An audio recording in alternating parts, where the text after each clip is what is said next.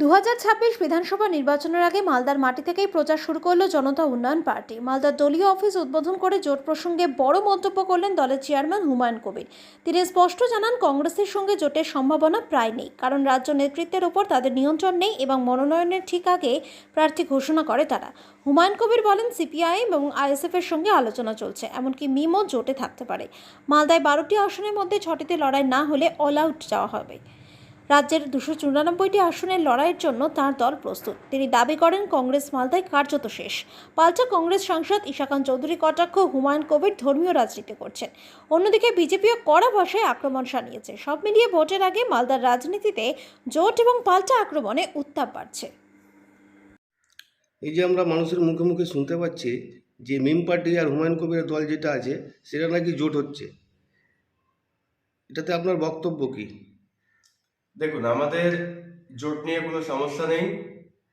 আমাদের রাজ্য সভাপতি ইমরান সোলাঙ্কি সাহেব এবং আমাদের হাইকমান্ড ব্যারিস্টার আসাদুদ্দিন ওবেসি সাহেব, ইনাদের সিদ্ধান্তই আমাদের চূড়ান্ত সিদ্ধান্ত। ওনারা যা নির্দেশ দিবেন আমাদেরকে, সেই নির্দেশ অনুযায়ী আমরা প্রত্যেকটা জেলায় কাজ করার সিদ্ধান্ত নেব। আপনার পরিচয়? আমার নাম রেজাউল করিম, এআইএমআইএম মালদা জেলা সভাপতি। সে সাধারণ মানুষের কষ্ট, সাধারণ মানুষ যেগুলো ডেলি ফেস করছে সেটা নিয়ে কিন্তু তৈরি হয়নি। আমি আর একটা উদাহরণ দিচ্ছি, ওই লেবার ক্রাইসিস, জব ক্রাইসিস। আমাদের যুবকদের কোনো চাকরি নেই, মালদা মুর্শিদাবাদ বাংলাতে ইন্ডাস্ট্রি নেই, কিচ্ছু নেই। যুবকরা, ছেলেমেয়েরা পড়ালেখা শেষ করার পরে তাদের কোনো জায়গা নেই, বেকার থাকছে। অনেকরা গরিব লোকরা অন্য অন্য রাজ্য যায়, আর আমরা অবাক হয়ে যাই। আমি বলবো একটা জিনিস, যে মুর্শিদাবাদ মালদা থেকে হয়তো মিলিয়ে 10 লক্ষ মানুষ যায় চাকরি খুঁজতে, যেহেতু মালদা মুর্শিদাবাদ পায় না, বাংলায়ও পায় না। তো এইগুলো হচ্ছে সাধারণ মানুষের মূল বড় সমস্যা। বাবরি মসজিদ হচ্ছে একটা ইউপির মসজিদ, কোনো আমাদের মুর্শিদাবাদের সঙ্গে কোনো ইতিহাসের রিলেশন নেই, কোনো কানেকশন নেই। এটা একটা বাইরের জিনিস ওনার পার্টি বা উনি তুলে ধরছেন। তো বাইরের জিনিস তুলে ধরার কী লাভ? যদি মসজিদ বানাতে হয়, মন্দির বানাতে হয়, বানাক না, কিন্তু লোকাল মানুষের কোনো ইস্যু নিয়ে বানাতে হবে। লোকাল বিষয়, লোকাল সমস্যা, লোকাল ইস্যু একটা যদি কোনো ইতিহাস, তাহলে লোকাল একটা মাদ্রাসা বানাক না, লোকাল মানুষের বিষয় নিয়ে। কিন্তু এটা না করে ওরা অন্য রাজ্যর, তো অনেকরা মনে করছি, আমিও মনে করছি যে শুধু ওই রাজনীতির জন্য, ওই ধর্ম রাজনীতির জন্য এটা করছে। যেমন বিজেপি, দেখো ওটা আমি বলতে পারবো না, কিন্তু মিম পার্টি হচ্ছে অন্য রাজ্যের পার্টি। আরে আমাদের রাজ্যের সমস্যা আমরা দেখি নিজে, আমাদের বলে গঙ্গা ভাঙন, লেবার সমস্যা, শ্রমিকদের সমস্যা। শ্রমিকরা যায়, যেহেতু এত কম কাজ আছে মালদাতে, মুর্শিদাবাদে, বাংলাতে, বাইরে যে মরতে আসে, কারণ কি এত খারাপ অবস্থা আমাদের বাংলার চাকরিদের। তো শ্রমিকদের জোর করে ওদেরকে বাইরে যেতে হয়, কোনো ইন্স্যুরেন্স নেই, কোনো গ্যারান্টি নেই, ডেলি কাজ ওরা করে, ওখানে যে কোনো অ্যাক্সিডেন্ট হয়ে যায়, অ্যাক্সিডেন্ট হওয়ার পরে মারা যায়। এখানে এই হচ্ছে বাংলার অবস্থা। তো আগে আমরা নিজে বড় বিষয়, লোকাল বিষয়টা দেখি, তারপরে ইউপিতে কি হয়েছে, কোন মসজিদ মন্দির হয়েছে, সেটা আলাদা ব্যাপার। সেটা আমি আর একটা জিনিস আমি ভালো লাগেনি, যে ধর্ম নিয়ে আবার ওনার পার্টি আবার শুধু বিজেপির মতন ধর্ম নিয়ে ফোকাস করছে। আরে বিভেদ সৃষ্টি হয়ে গেছে, বিজেপি টিএমসি ওই খেলাটা করছে। টিএমসি বিজেপি কত মন্দির মসজিদ বানাচ্ছে আমি জানি না, আমি অঙ্ক আর এরও সরকার আজকাল সরকার, আরে হিন্দু মুসলমান ভাইদের বাড়ি পড়ে যাচ্ছে গঙ্গাতে।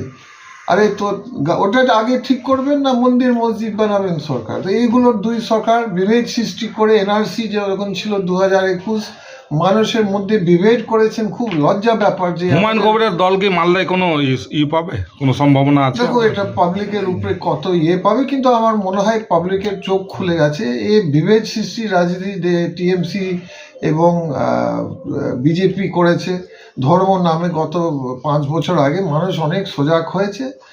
কিছুটা পাবে না পাবে সেটা মানুষের উপরে ডিপেন্ড করে, কিন্তু আমার মনে হচ্ছে ওরকম রিয়াকশন পাবে না। দাদা মালদাতে আসা প্রথম আজকে কি কর্মসূচি রয়েছে? মালদা প্রথম না, এই জনতা উন্নয়ন পার্টি খোলার পর বা চেয়ারম্যান হওয়ার পর প্রথম। তাছাড়া আমাদের রাজনৈতিক জীবনে বহুবার মালদাতে এসেছি, যখন ন্যাশনাল কংগ্রেস করতাম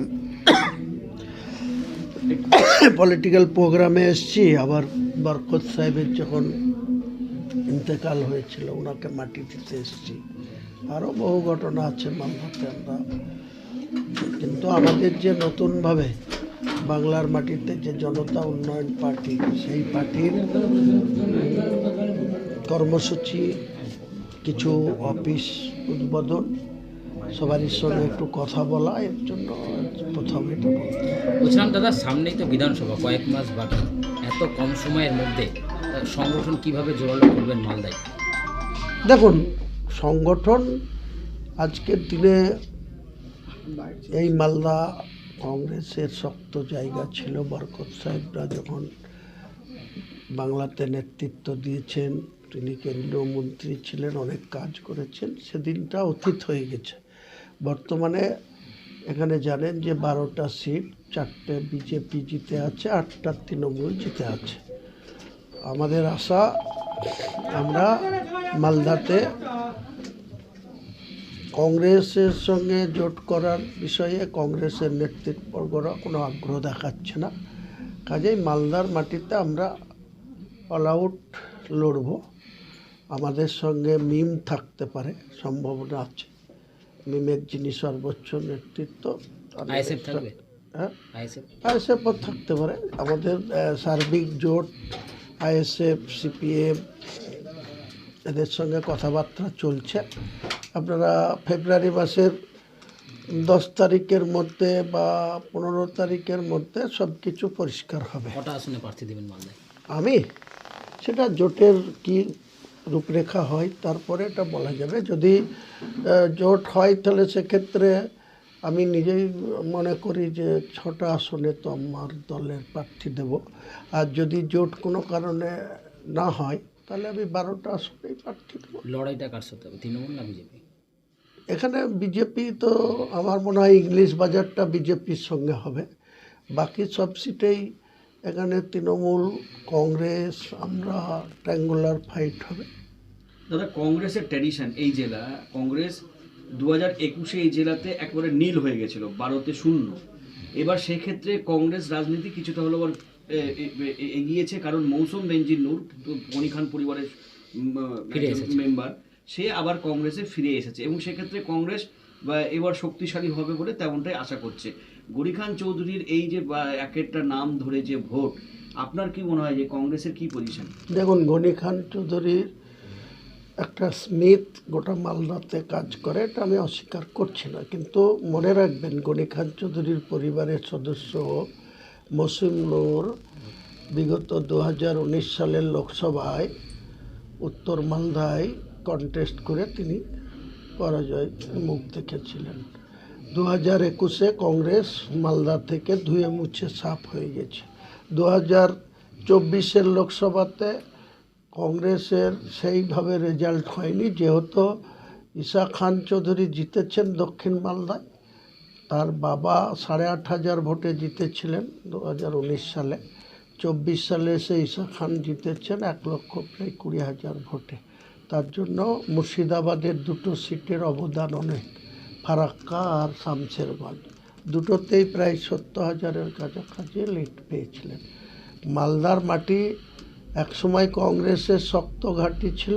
আমরা বলছি মালদায় আগামী দিনে আমরা আমাদের জনতা উন্নয়ন পার্টির পক্ষ থেকে ভালো রেজাল্ট করব, এটা আমাদের বলে রাখছি আপনাদের। আপনারা কাউন্টিংয়ের দিনে দেখে নেবেন। সংখ্যালঘুদের কংগ্রেস যে এতদিন ধরে এখানে রাজত্ব করছে, তো সেক্ষেত্রে কি এদেরকে কি ভুল বুঝিয়ে কি ওই সেই একই পরিবার করে কি সংখ্যালঘুদের ভোট না হয়? দেখুন, আজকে ভারতবর্ষের যে গণতান্ত্রিকভাবে স্বাধীনতার পর যে সংসদীয় রাজনীতি, তাতে জাতীয় কংগ্রেস শুরু থেকে 1977 সাল পর্যন্ত যেনারা মুখ্যমন্ত্রী হয়েছেন বা দায়িত্ব নিয়ে কাজ করেছেন, অনেক কাজ করেছেন এই বাংলাতে, তারপরে 34 বছরের লেফট ফ্রন্ট আর আজকে 14.5 বছরের মমতা ব্যানার্জির যদি কাজের পর্যালোচনা করেন, তাহলে মুসলিম সমাজের মানুষকে শুধু ধোঁকা দেওয়া, মিথ্যা কথা বলা, ইউজ অ্যান্ড থ্রো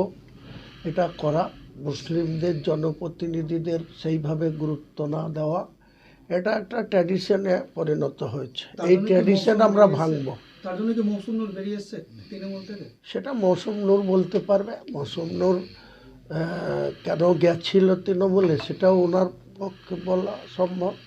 আবার কেন এই টাইমে ফেরত এসছে, তার উদ্দেশ্য কি, ওটা মৌসুম নূরকে জিজ্ঞেস করবেন, আমি বলবো না। তবে আমি মালদায় আপনাকে বলছি, আমরা একটা ক্যান্ডিডেট অনেক আগেই আমাদের জন্মলগ্নের দিনে 22 ডিসেম্বর 2025, যেদিন আমাদের জনতা উন্নয়ন পার্টির সাধারণ মানুষের কাছে 2.5 লক্ষ মানুষের উপস্থিতিতে ওপেন করেছি, সেদিন মুস্কারা দিদি তাকে 54 নম্বর বৈষ্ণব নম্বর সিটে আমরা আমাদের পার্টির প্রতীকে লড়াই করবে, এটা আগেই ঘোষণা করেছি।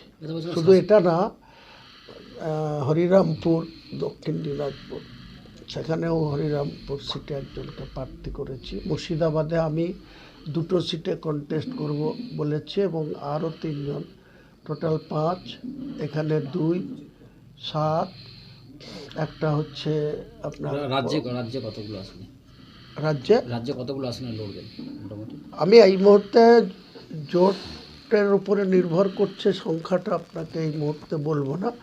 যদি আমাদের সঙ্গে যারা জোট সঙ্গে আসবে তারা যদি সঠিকভাবে জোটটা হয়, তাহলে 294টা আসনে আমরা জোটের প্রার্থী দেব। আর যদি কোনো কারণে জোট সঙ্গীরা কোনো টালবাহানা করেন বা তাদের অন্যরকম উদ্দেশ্য নিয়ে তেনারা চলতে চান, তাহলে আমি আপনাকে বলছি, আমার কংগ্রেসের সাথে কি জোট করছেন, সম্ভাবনা আছে? ধরুন 1 ফেব্রুয়ারির জন্য আমি 6 জানুয়ারি অ্যাপ্লিকেশন করেছিলাম আর্মি ডিপার্টমেন্টে, কর্নেল ত্যাগীর অফিসে। উনি 6 তারিখের পর 8 তারিখে প্রসেস করেছিল। 13 তারিখে আমাকে একটা চিঠি দিয়েছিল হুমায়ুন কবির জনতা উন্নয়ন চেয়ারম্যান হিসাবে। আমি 16 তারিখে ডেকেছিল, 16 তারিখে গিয়ে বলছে আমরা ফেব্রুয়ারি থেকে মার্চের 20 তারিখ অবধি কোনো মাঠ দিতে পারবো না, মার্চের 20 তারিখের পরে। তো আমার পক্ষে নিশ্চয়ই মার্চের 20 পরে 21 তারিখে আমাদের পবিত্র ঈদ উৎসব হবে, তারপরে নিশ্চয়ই চেষ্টা করব তখন। তার আগেই আমি তো 31 জানুয়ারি অর্থাৎ 31শে জানুয়ারি শনিবার আমরা বেলডাঙ্গার একটা 50 বিঘা জায়গার মধ্যে প্যান্ডেলের কাজ শুরু হয়েছে, ডায়াসের কাজ চলছে, সেখানে আমরা 10 লক্ষ মানুষের জমায়েত করে বাংলার এই দুর্নীতিগ্রস্ত সরকারের শিকড় উপড়ে ফেলার জন্য ডাক দেব। শান্তির পরিবেশ শুরু হয়েছে এবং সেখানে একের পর এক, যেমন বেলডাঙ্গা উত্তপ্ত হলো এবং সেখানে রিপোর্ট ইতিমধ্যেই হাতে এসেছে, রিপোর্টেও একটা সত্যতা সামনে এসেছে। কি চোখে দেখছেন? এটা কোনো সত্যতার রিপোর্ট না, এটা মমতা ব্যানার্জির সঙ্গে ঝাড়খণ্ডের মুখ্যমন্ত্রী হেমন্ত সোরেনদের গট আপ রিপোর্ট। কারণ এই আলাউদ্দিনের খুন নিয়ে বা আলাউদ্দিনকে খুন করে যেটা তার গলায় কাপড়ের ফাঁস দিয়ে সুসাইড দেখানো হয়েছিল, প্রবণতাটা শুরু থেকেই দেখানো হয়েছিল।